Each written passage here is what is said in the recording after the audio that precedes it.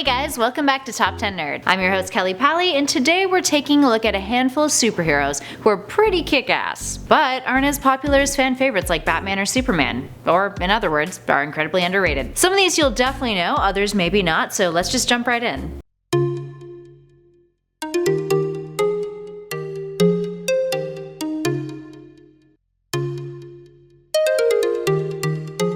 And at number 10 we have Angel, aka Thomas Holloway. Angel was one of Timely Comics' first superheroes, created in 1939, and he kind of dressed like Superman. But get this, he's a non-superpowered detective who wore a superhero costume without a mask, and he didn't really like Nazis. Fair. He fought alongside Namor in World War II against Naz zombies, which I guess are Nazi zombies, and was a Secret Service agent for a while, and fought against an enemy called the Cat's Paw. Angel also owned something called the Cape of Mercury, which allowed him to fly briefly. He also was an excellent acrobat, hand-to-hand combatant, a master of disguise, and an occult scholar, and a pilot. Talk about accomplished. And at number 9 we have Shazam. I kind of feel like Shazam gets a bad rap because his name is so silly and he's kinda goofy. Either that or he's just too much like Superman but with a significantly weirder origin story. And realistically, that's why this character just isn't as popular. The Man of Steel came first. His main antagonist, Black Adam, tends to get more hype than he does. But this tragic orphan, who used to go under the name Captain Marvel, has a rich and complex history, and was even the first superhero to be adapted into a film in 1941's Adventures of Captain Marvel. Up next at number 8 we have Moon Knight. Originally a villain first appearing in Werewolf by Night number 32 in 1975, Moon Knight has gone through 8 volumes of comics, with the Mark Spector one having the most issues at 60. The rest, minus volume 1 and 3, never passed 17 issues. His powers derive from the Egyptian moon god Khonshu, I might be pronouncing that wrong, with the full moon giving him a power boost. Critics have called him what would happen if the Batman were to suffer a multiple personality disorder. So one can see why he might not have the mainstream popularity that Bats had. And at number 7 we have Dr. Fate. While Doctor Strange might be finding a whole new height of popularity due to his recent film, Dr. Fate hasn't had that same kind of reception. Created by Gardner Fox, the same guy who created The Flash, he first appeared in More Fun Comics number 55 in 1940. Dude is a master of magic. There's also been multiple people to take up the helm, including Eric and Linda Strauss, who had to merge together to become Fate. Up next at 6 we've got Martian Manhunter. J'onn J'onzz is a Silver Age hero who first appeared in a backup story in Detective Comics number 225. He's a tragic character, friends. He was an alien from the planet Mars who was pulled to Earth by an experimental teleportation beam. His appearance shocks the scientists on Earth who made the beam, leaving him with no way to get home, because he dies of shock, because he sees Green Martian. So he adopts the identity of J'onn J'onzz, a detective in fictional Middletown, USA. And guys, listen to what he can do. Superhuman strength, speed, durability, endurance. He has a regenerative healing ability, he can fly, he's elastic, can manipulate mass, be invisible, use telekinesis and telepathy, has Martian vision, and 9 senses. Oh, and he's a super genius who's capable of mind control. Superman's an alien too, guys. Just because Martian Manhunter's green doesn't mean he doesn't deserve some love. And at 5 we have Raven. Raven is a total badass. She's an empath who can teleport and control her soul self, which allows her to have eyes and ears away from her physical body. Half demon, half human, she grew up being told to control her emotions in order to suppress her inherited demonic powers. Raven is capable of inducing calm, suppressing negativity, and can even make someone fall in love with her with using her emotion-altering abilities. So how's that for some rich story potential? She's also low-key super lovable in the Teen Titans animated show, just saying. And at 4 we have Aquaman. Guys, be nice to Aquaman. He's actually pretty cool. Yeah, he's really easy to make fun of because of the whole communicating with fish thing, resulting in some hilarious interpretations of the character. Looking at you, Robot Chicken. Seriously guys, check it out if you haven't seen it already. But why shouldn't we show Arthur some more love? He's a Golden Age hero, so mad respect for that in terms of longevity. And yes, he can be wholesome, but dude took on Nazi U-boats and pirates. And he's from Atlantis, where he's royalty. Maybe the fact that Jason Momoa is going to be playing the character might do some more to help readers take him a bit more seriously. And his love interest Mira? Well, she's being played by Amber Heard. So even if it is lame, at least it'll be sexy.